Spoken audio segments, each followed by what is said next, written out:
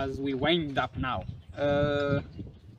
President William Ruto has said his government is very supportive that there should be opposition leader. Now, being a opposition leader does not mean being opposition with that name only. It means you should have some strength in both parliament, that is national parliament and the Senate. But we have seen some moves of President William Ruto trying to, I can use maybe to try to hoodwink, as in he's trying to steal them. We can see Kanini Kega, who failed in securing his second term as a Kieni member of parliament, Sabina Chege. We can see some members of Azimio led by Jarango. They visited the State House recently. Don't you think now, like President William Ruto this is a mind game? He's saying that he's supporting he's saying that he needs a strong opposition. On the other hand, he's trying to weaken. Edwin? What I can tell you first is that the leaders who are joining UDA right now, it's not necessarily that it is President Ruto who are inviting them. You know, for example, if you take the example of Kanini Kega was fighting for his third term as the Kenya MP, which is not a second, it's the third one. So Kanini Kega, his aim was to grow in politics. So right now he's seeing that where he can grow in politics is joining UDA.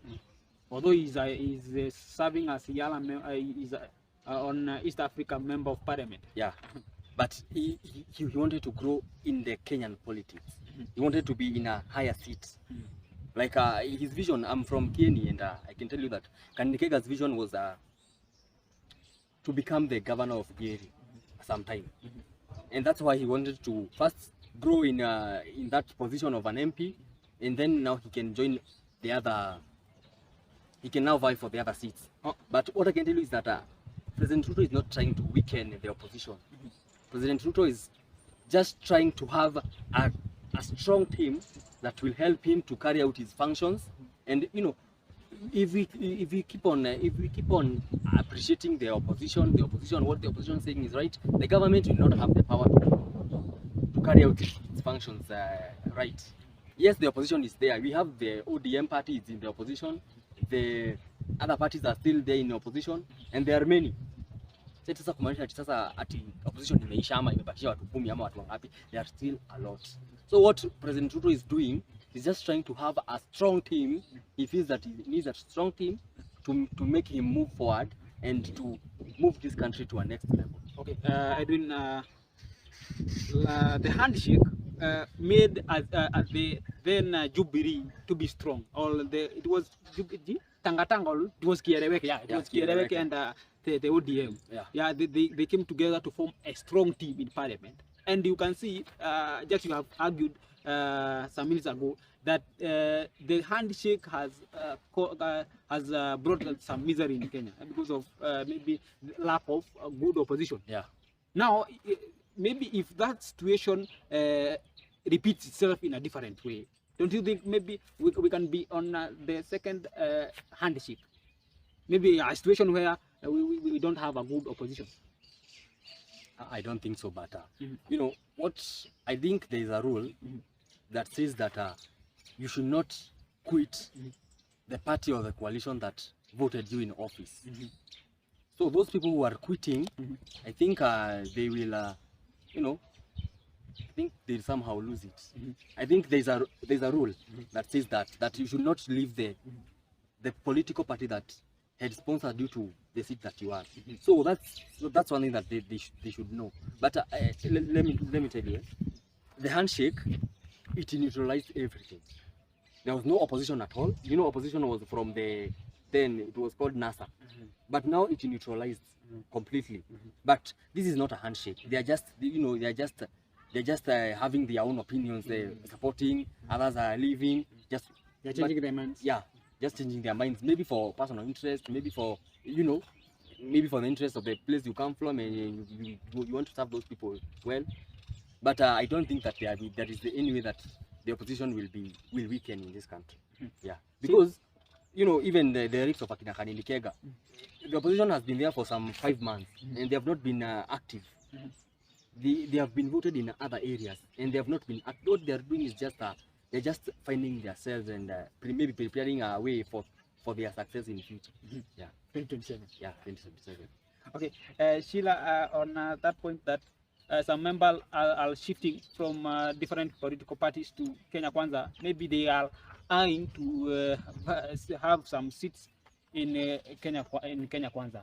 But my point is that if William Ruto, the President William Ruto, is saying that his government is very supportive and is willing to have a good opposition. And now maybe he welcomes or start inviting members or politicians from opposition. Don't you think this will weaken the opposition? I think this is weakening an opposition because a country with a good opposition or a government that has a good opposition is the one that is often the best government. Yeah. An example is the Kibaki government. During Kibaki time, the opposition was opposition. Raila was Raila. He had very strong leaders that would criticize the government. They could correct the government, and he ended up being the best president over time. So I think Ruto's move of, let me call it inciting, political members from opposition in order to make a strong team for himself, it is not wise because he should be advocating for a good opposition to keep him on toes. Yeah. So it is not a good move. It is not a good move. Okay, thank you, gentlemen, for Edwin and Sheila for coming. Maybe you have a point to make it clear as we wind up on maybe Kenya Kwanza, how the government is running. What I can tell the people of Kenya is that they should be patient with the government. You should not expect that the government has taken oath of office with less than, I think it's 6 months now. We cannot just expect some immediate changes. So they should just be patient and just wait. In maybe a span of one year, 2 years, things will be better. You know, the process is slow, but I can assure you it's sure. It's a sure process. They should trust the process. Yeah, they should just trust it. Sheila, your final remarks? Okay, I would like to tell the youth wasikubali kutumika vibaya na political leaders in making wrong moves. As you can see, most of the Jeshi la Baba people, wenye wataenda maandamano youth, utapata mzee hapo akienda maandamano. So youth msikubali kutumika vibaya. You should make yourself productive and we should work towards the government. Let us support the government so that the government may also deliver. Yeah. Okay, thank you so much for coming. My name is Morel Shifa. Our videographer was Chin Wihaki. Till next time, bye-bye.